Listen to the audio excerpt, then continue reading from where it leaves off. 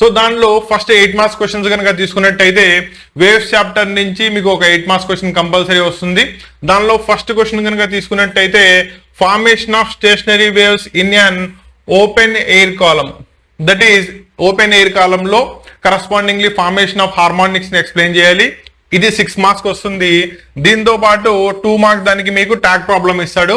దీంట్లో కరస్పాండింగ్లీ organ pipe, దాని యొక్క కరస్పాండింగ్ లెంత్ అండ్ దాని యొక్క కరస్పాండింగ్ వెలాసిటీ కనుక ఇచ్చేసినట్టయితే ఫండమెంటల్ ఫ్రీక్వెన్సీస్ ని ఫైండ్ అవుట్ చేయాలి. ఓకేనా, ఇక్కడ నీకు formula new is equal to CY lambda తెలుసు కదా, వెలాసిటీ బై వేవ్ లెంత్. దాని నుంచి కరస్పాండింగ్ ఓపెన్ ఎయిర్ కాలమ్ లో ఫండమెంటల్ ఫ్రీక్వెన్సీకి ఎక్స్ప్రెషన్ రాయండి అండ్ హెన్స్ మీకు ఫ్రీక్వెన్సీ వచ్చేస్తుంది. క్లియరా?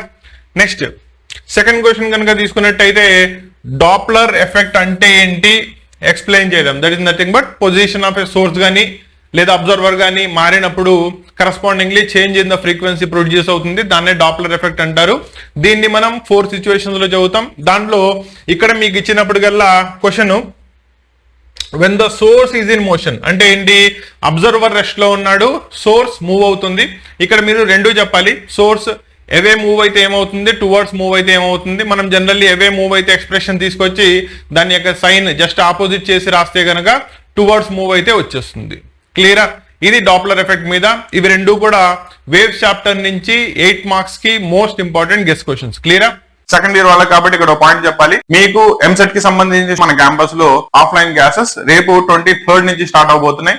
Timings will be morning 9 o'clock దగ్గర నుంచి ఈవినింగ్ 4 o'clock దాకా ఉంటుంది. అండ్ దీంట్లో నీ సిలబస్ మొత్తాన్ని కూడా ఫస్ట్ ఇయర్ దగ్గర నుంచి మళ్ళీ కంప్లీట్లీ రివైజ్ చేయడం జరుగుతుంది. దీనిలో మ్యాథ్స్, ఫిజిక్స్, కెమిస్ట్రీకి సంబంధించిన క్లాసెస్ నేనే టీచ్ చేస్తాను. కాబట్టి ఇంట్రెస్ట్ ఉంటే కనుక డైరెక్ట్లీ మీరు రీచ్ అవ్వండి.